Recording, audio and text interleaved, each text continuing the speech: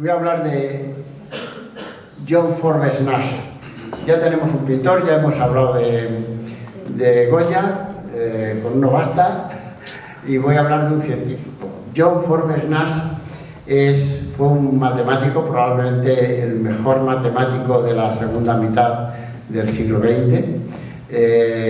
Sobre él se escribió en 1998 un libro que se llamaba Una mente maravillosa, que después, en el 2001, lo llevaron a la pantalla y seguro que todos ustedes lo han visto, ¿no? Una mente maravillosa. Bien, pues John Forbes Nash nació en 1920 en Virginia Occidental. Tuvo de niño una educación muy esmerada porque sus padres eran personas de un alto nivel cultural. El padre era ingeniero eléctrico y la madre era profesora y además hablaba 5 idiomas, y le procuraron los mejores colegios que pudieron para que el niño fuera realmente una persona destacada. Y destacó realmente los estudios, destacó mucho los estudios, pero era un niño introvertido, aislado, arrogante en momentos, déspota, muy poco sociable, y eso fue una constante en su vida. Una constante en su vida que no alteró para nada su rendimiento académico. Él estudió el bachillerato con unas notas excelentes, y cuando terminó la graduación entró en la universidad. Por consejo de su padre empezó ingeniería química, pero los profesores que tenía, al ver las habilidades y la genialidad que tenía con las matemáticas, le reorientaron a que estudiara la carrera de matemáticas, que finalmente culminó de una manera brillantísima, y solicitó hacer el doctorado en varias universidades de gran prestigio americanas, entre ellas la Universidad de Harvard, la Universidad de Georgetown, la Universidad de Illinois y la Universidad de Princeton. Aunque Harvard tenía muchísima fama y era muy tentadora, sobre todo en donde él hubiese hecho el doctorado, en el MIT, en el Massachusetts Institute of Technology, él se decantó por Princeton porque las características de la beca que le dieron para estudiar eran mucho más ventajosas. Hay que comprender que los estudiantes en Estados Unidos se mueven muchísimo por las becas, porque cada curso puede costar entre 50, 60, 70 mil dólares. Entonces era importante que tuviera una beca. Bien, estuvo en Princeton y estuvo haciendo la tesis doctoral, y durante el tiempo que hizo la tesis doctoral escribió un artículo sobre la economía de los juegos. La economía de los juegos es las matemáticas adaptadas a la economía y a la empresa. Después se ha utilizado también en psicología, en sociología y en inteligencia. Se está utilizando ahora en inteligencia artificial, pero en aquel momento se utilizaba en economía. Hizo un artículo muy brillante y ese artículo sería premiado de manera importante con posterioridad. ¿Cuándo empieza la enfermedad un año después de casarse? Él se casa con una alumna que había tenido en el MIT, había sido profesor durante un periodo de tiempo en el Massachusetts Institute of Technology, y ahí conoció a una salvadoreña que era, pues con la que se casó. Y un año después de casarse, él empieza a tener una sintomatología extraña.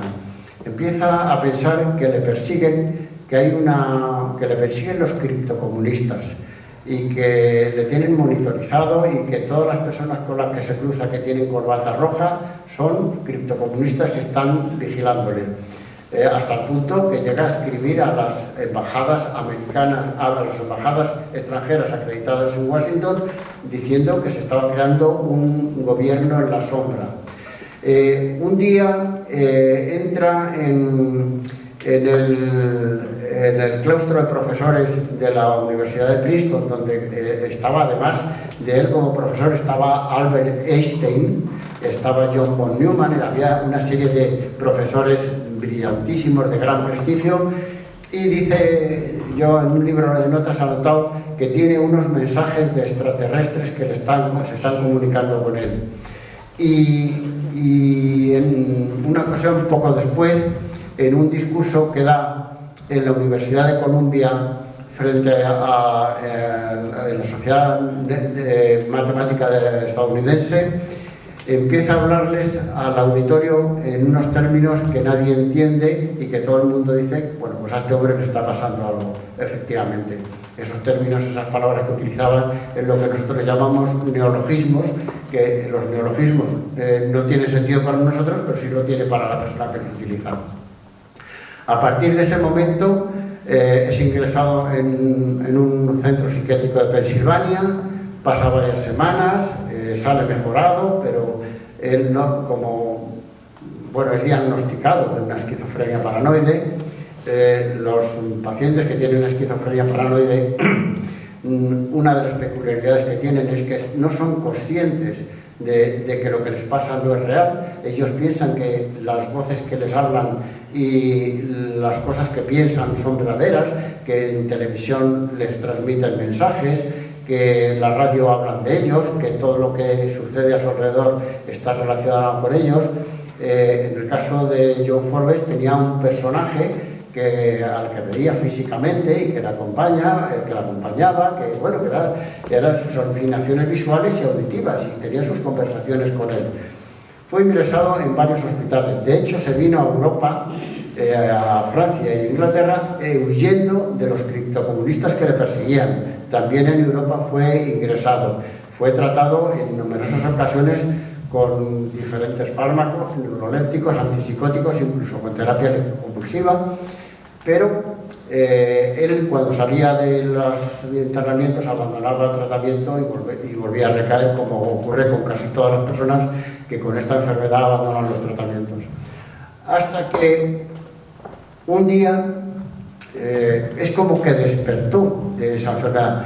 No es que se curase de la enfermedad, es que realmente él empezó a tomar conciencia de que lo que le pasaba no era real. Es curioso porque es muy difícil que un paciente con un episodio psicótico recupere la conciencia de enfermedad, porque se da la circunstancia de que las alucinaciones, cuando un paciente psicótico, esquizofrénico, sufre de alucinaciones, hemos comprobado que la persona las vive realmente a través de unas técnicas de neuroimagen que se llama tomografía por emisión de positrones, el clásico PET, que mide el metabolismo cerebral. Se ha podido comprobar que un enfermo que está con alucinaciones auditivas, en la que le están diciendo cosas, le están insultando, tienen conversaciones, cuando están ocurriendo las alucinaciones, el área auditiva del cerebro está activada. Y lo mismo ocurre con el quiasma óptico, que es donde está el centro de la visión, cuando el paciente está viendo alucinaciones visuales. Bueno, él seguía viendo sus alucinaciones, él seguía pensando, pero llegó a la conclusión, ese fue el despertar, en que estas alucinaciones y estas eran cosas suyas, no eran reales.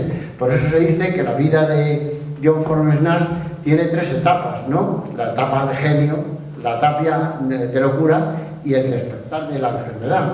Que esto se da de una manera realmente muy poco frecuente. Él vivió 30 años con la enfermedad, víctima de la enfermedad, a pesar de lo cual siguió con sus genialidades matemáticas, hasta el punto de que siguió haciendo trabajos de gran mérito y en 1994 recibió el Premio Nobel de Medicina. Entre los autores que yo he referido aquí hay dos premios Nobel, el Premio Nobel de Economía. John Forbes fue en 1994 Premio Nobel de Economía. Ernest Hemingway fue en 1955 Premio Nobel de Literatura. Ambos tenían enfermedades psiquiátricas graves y ambos, y como otros muchos que he referido aquí, eran enfermos mentales pero geniales. Nada más. Muchísimas gracias.